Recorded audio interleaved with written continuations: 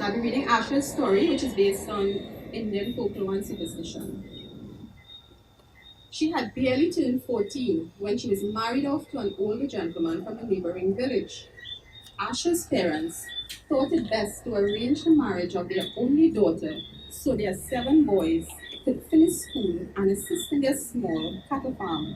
She had already learned how to cook and clean, and since she had reached marriageable age, they could not afford to continue sending her to school. Decisions were made and her fate was sealed.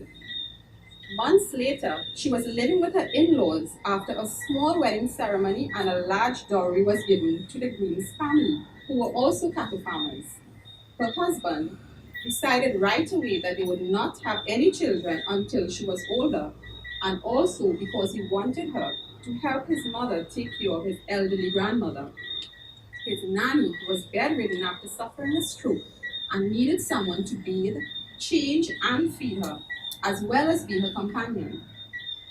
One afternoon, Asha almost collapsed under the scorching heat while hanging out a basket of hand-washed clothes on the backyard lines. She had already finished repaying the walls and floor of the Tapia house that morning with fresh gobars she had collected earlier from the cattle pens. It was only while visiting her parents that week on her way to the village market that her mother observed her condition and recognized the symptoms. When Asha learned she was going to have a baby, she did not tell her mother that she feared her husband would be angry. Instead, she left soon after and snuck off to see an old woman who lived in the vicinity of the primary school she had attended not so long ago. Asha explained her predicament to the woman, who gave her a variety of wild bushes and other ingredients with instructions on how to prepare and drink the mixture in order to abort the baby. She needed to do this over the next few days.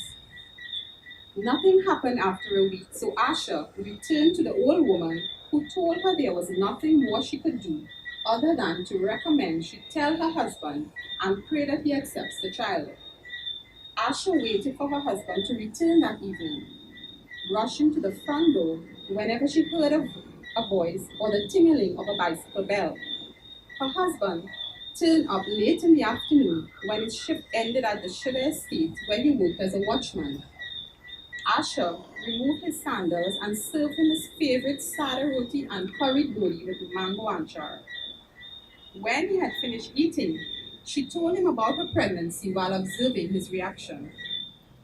He sat staring at her, unable to speak for some time. Well, it have nothing we could do about it now, was his only reply. He shoved the enamel plate and cup aside, then rose and proceeded to the galvanized bathroom in their backyard to take his bath. Asha wasn't sure of what her husband was thinking, but was relieved that he seemed to have accepted the news. She finally ate. Whenever neighbors and relatives dropped by over the months, they rubbed her growing stomach and commented on how big and round it was. "Look how pointy your belly looking, that have to be a boy," some remarked, while others would say, "It's a girl child you're making, look how round that belly is. You better take it easy because girls just come early. You're lucky your mother-in-law is a masseuse, so you don't have to look for no midwife when you're ready." Sometimes they went on and on about their own experiences with children and grandchildren, nieces and nephews. After they left, her mother-in-law would jarry her at 6 o'clock in the evening with 5 bird peppers, 5 pieces of coconut broomsticks, a pinch of salt and garlic, and onion skins wrapped either in a sheet of newspaper or a piece of paper torn from an empty flour bag. She would say a silent prayer while moving the paper around her body in a circular motion from head to toe 5 times, and then set it alight until everything burned to ashes. That is to keep off the evil eye. Her mother-in-law would do the same whenever she went for a walk and returned after nightfall. "You mustn't go out in the dark, especially when you have to pass near them big bushes. You just have them churral and them waiting to take away the child from them big belly woman and them." "I never hear about that before, Mama. What is a churral?" Asha asked one day. "That is the spirit of a pregnant lady who died in childbirth and has been walking around in white clothes, holding her fetus against her bosom like it is a living child. She has been making a strange wailing sound like if she always sad and crying. The spirit has been looking for big belly women so it could possess them because they has been jealous and grieving. Long time, it used to have one living under the mango tree near the rice lagoon. So that is why I tell you not to go nowhere in the dark because if it pull you, we will have to carry you by the pandit to take out the spirit. Late one Sunday evening, while Asha's husband was attending a wedding in the village, Asha gave birth with the help of her mother-in-law. Asha noticed that her mother-in-law's face had turned white and she was frozen speechless when she asked to see her baby.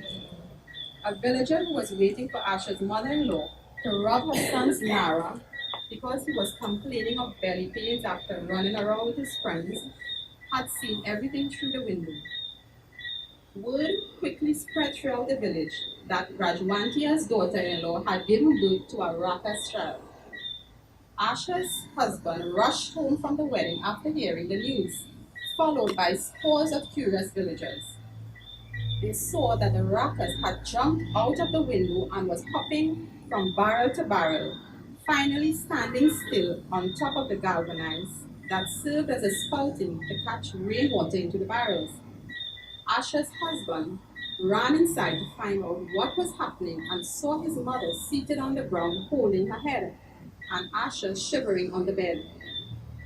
I don't know how this could happen, but a Rakas child is only born to a mother who do something bad. She eyed Asha with suspicion. You mean that everything outside that looking like some kind of rat with two vampire teeth is my child? He asked dazed and confused. I feel like head squealing out mine and Asha name, so I run inside to see what's going on. They say it has threatened to kill its parents and even others with them sharp pointed teeth. It has died in a few days. Time, but it's best for the masseuse to kill it before it kill anybody. If you could catch it, your mother either have to strangle it or place a sill on the chest to kill it. And Holly have a grinding stone because she might not want to kill it with she bare hands, explained the villager through the window.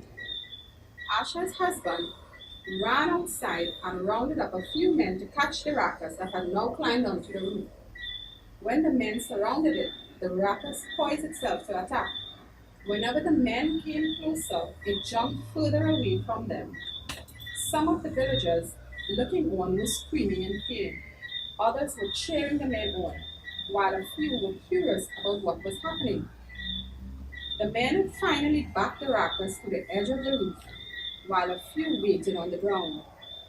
The men moved closer, and the Rakas opened its mouth to pounce on them, letting out a loud scream.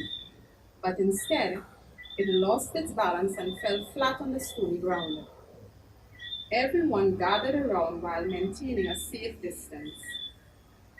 Asha's mother-in-law came out to investigate and saw that the Rakas was still breathing. She asked her son to bring her the grinding stone which she placed on its chest. It soon breathed its last breath. Asha's mother-in-law had warned her not to get up or go outside, but she had managed to get out of bed and peep through one of the cracks in the wooden wall to witness what had happened. She returned to bed feeling sad and depressed as she remembered her mother-in-law's words about her Rakas being born only to a mother who had done bad deeds. As she lay cuddled up in a fetal position, she swore she could hear, far away in the distance, from the direction of the huge mango tree near the rice lagoon, the wailing sound of a child calling out her name. Thank you, and good night.